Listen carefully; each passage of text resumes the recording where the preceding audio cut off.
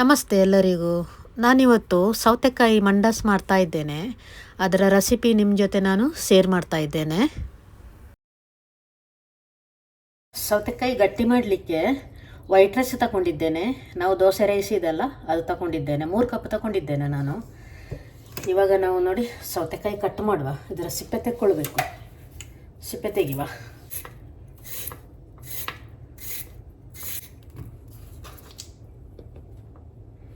ನೋಡಿ 3 ಕಪ್ ರೈಸಿಗೆ 3 ಸೌತೆಕಾಯಿ ತಗೊಂಡಿದ್ದೇನೆ.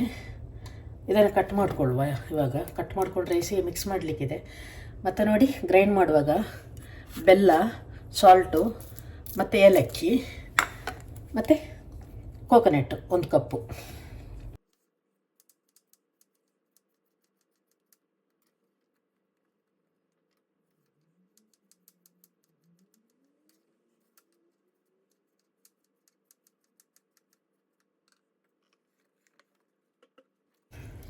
ನೋಡಿ ಕಟ್ ಮಾಡ್ಕೊಂಡಾಯಿತು.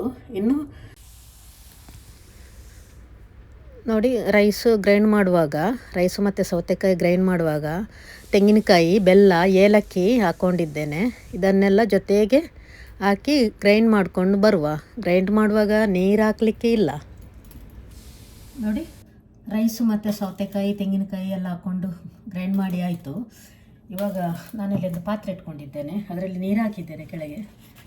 ಇವಾಗ ನೋಡಿ ಬಾಳೆಲೆ ಹಾಕ್ತಾ ಇದ್ದೇನೆ.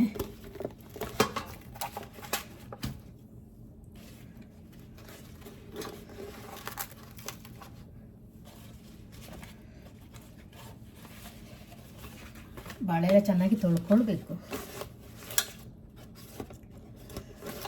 ನೋಡಿ ಬಾಳೆಲೆ ಹಾಕ್ಕೊಂಡಾಯಿತು.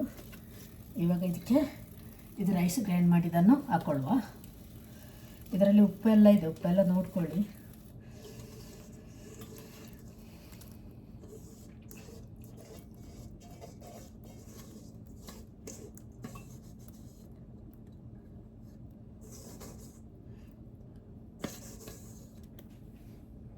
ಈಗ ಇದನ್ನು 40 ಮಿನಿಟ್ ಬಾಯ್ಲ್ ಆಗಲಿಕ್ಕೆ ಇಡುವ.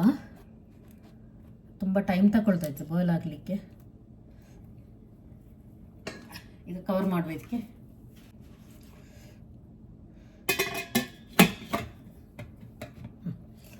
ಈಗ ಇದು 40 ನಿಮಿಷ ಬಾಯ್ಲ್ ಆಗ್ತದೆ. 40 ನಿಮಿಷ ಬೇಕು.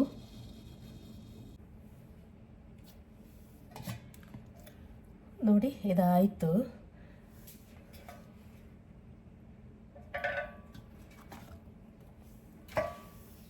ನೋಡಿ ಈ ಥರ ಬಂದಿದೆ. ಇದನ್ನಿನ್ನು ಕಟ್ ಮಾಡಿಕೊಳ್ಳುವ ನಾವು. ಕಟ್ ಮಾಡಿಕೊಳ್ಳುವ.